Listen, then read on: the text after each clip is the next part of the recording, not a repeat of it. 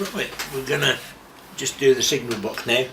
Unfortunately with the signal box, we haven't got a great deal of area to hold it with, so we're going to have to be extremely careful with this.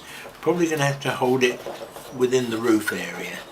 So if my hands are in the way, I apologise. As you can see just there, I made just a test on the colour again, just to make sure I was okay with everything. And once again, it's just running in the colour, running in the Tamiya thinners, quarter of a pot roughly, just over, and a little bit of Tamiya XF1 flat black, and it just gives it a nice dirty, ooh, that's a bit too dirty, but that's no problem, that can be just washed away. We'll just get a little bit of tissue on that and we'll just give that a wipe away there. The mortar's a bit darker there. Well, we are near the bridge and where locos would stand if they are collecting their token or whatever from the signalman, or just stopping to have a chat during their tea break.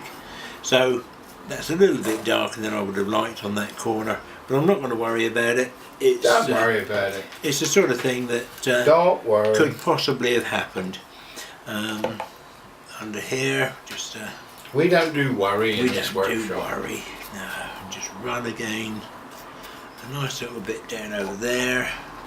George has put the brackets on there for the fire buckets, Which we haven't got yet. Which we haven't got yet. No, we've got to get some 7mm fire buckets and paint them 7mm red, which would be nice. Do you know, I've had an awful job getting that stuff. 7mm red paint. You can get 4mm. Yeah. Right, chimney stack.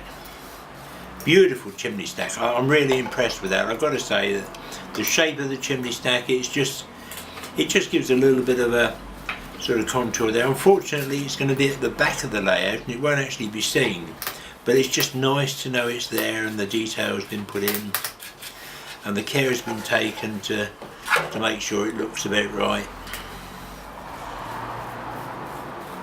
So again, we're just running that in and we'll just nice bit of colour in there. The area just in here, looking at the photographs, that's going to be a cream with a dark wood frame on there. George is just pointing to the coaling stage he's making for me. This is we've talked for many years about having a joint layout and we've never ever done it. This is the nearest we've ever got, so really and truly Trebuddock is a joint effort. It's the first layout that we've actually can genuinely say we've made between us. George has done all the buildings. He just rebuilt the cattle dock because he wasn't too happy with my effort. Yeah, it's not the word I was going to use, but it's certainly more polite. But yeah, my effort was a little bit on the crude side. Although I had nice comments on it on the web, I knew it wasn't quite right in my own mind. And when you know something like that, I think if somebody else says I can do better, then you accept it and you run with it. I didn't say I could do better. You did. You told me it was crap. There we go. So that's the brickwork on the signal box. All done and just ready now for the cream to go in and then redo the dark wood on the framing and the steps of the ladder. We've done the brown handrails, etc. The steps of the ladder are going to be in a mixture of black and gunmetal, so they can be polished up a little bit. Having thinking about that, probably black and brown because they're wooden steps, so we'll do a mixture of black and brown on the steps to give a slightly worn effect on there. Yeah, where the treads are. Yeah, exactly. A little bit of finish off to try the top of the chimney pot there. Bit of soot's blown back down. And there we go. One signal box with the brickwork all done.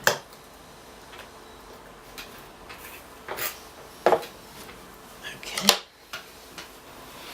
Okay, this is the coaling stage that... 2 sugars. 2 sugars, please. At last, I thought you'd never ask. Colony Stage George is just knocked up out of bits of 2mm plywood. Notched some bits out of the top where it had been worn away, and we're going to give it a coat of paint. I'm just going to try something. This is what we use for the station building, which is the dirty thinners with matte black in it. I'm going to try the brush right in the bottom of it where the muck is and put it on like that. Tone the timbers down so it looks like a stained dirty timber. Pick up a bit of muck in places. You can thin that out, you can wash it in, wash it out, you can do all sorts of things with it, but it's basically, rather than paint it, it's going to dry more like just a dirty timber.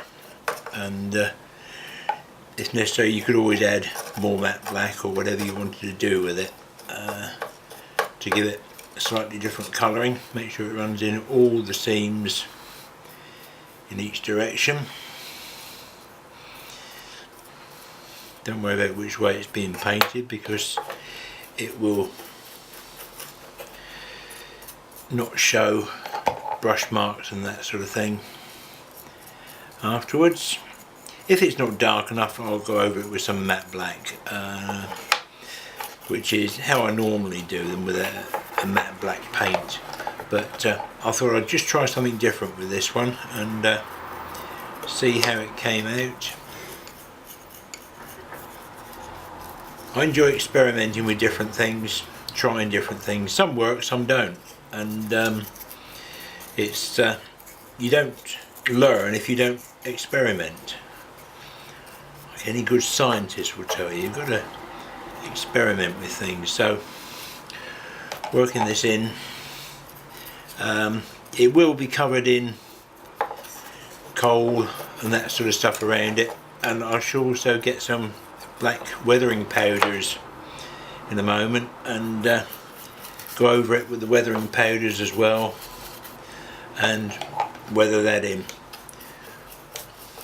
I'll probably do it whilst this is still wet in actual fact. So again, quick wipe over with that.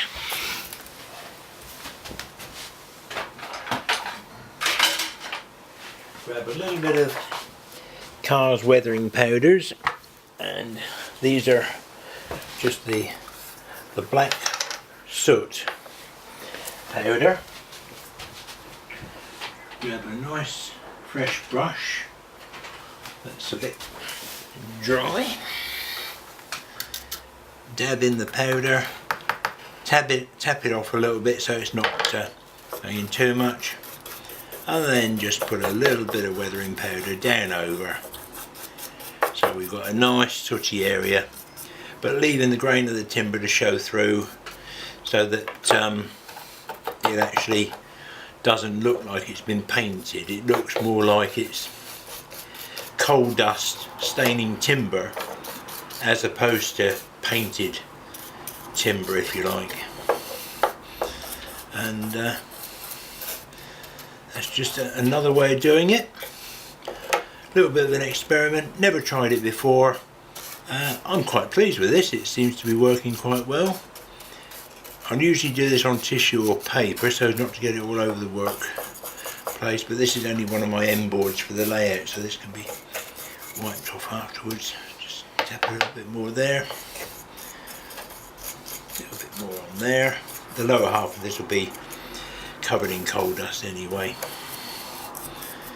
and we'll do the same just on the ends. Bit of a mucky process this, because if it gets on your fingers you gotta go and wash your hands and get yourself a bit tidy and clean again, but there we go, that's all part and parcel of it. So there we go, and the grain of the timber is showing through. Looks like a natural wood. Let's do it up that way as well.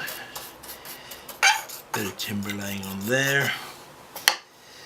That's dried out a little bit too much, so a little bit of wet on there. Pick up a little bit of the coal dust and put a bit more coal dust on there. so that again the grain of the timber is showing through, so you've got stained wood as opposed to painted wood. So there we go.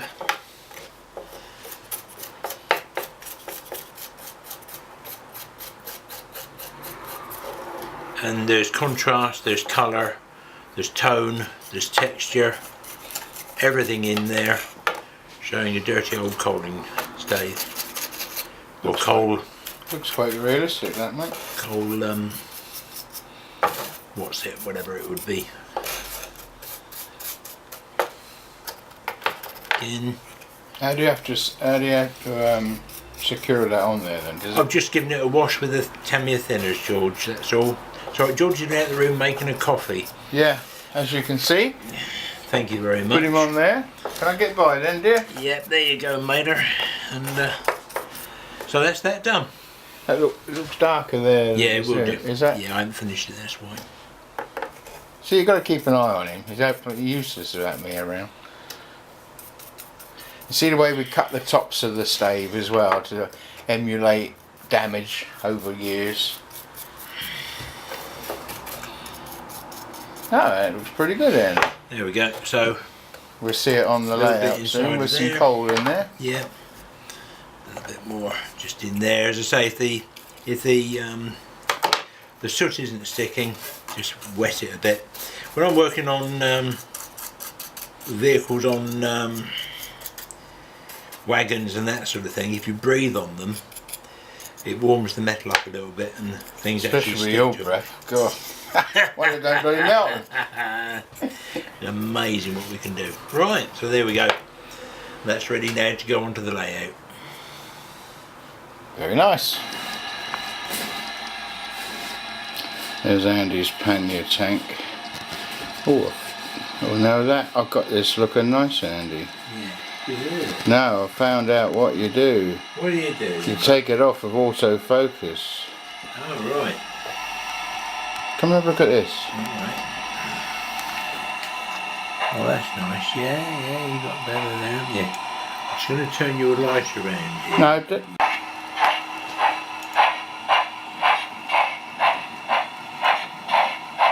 oh, this is much better. It's in focus all the way. We won't give up, mate. I want to make a good half-hour film of Trevodic. All its locos and its We haven't stock. got that much time the rest of our lives. We have. It's running nice now. Come on, let's get it running. Let's have some sounds.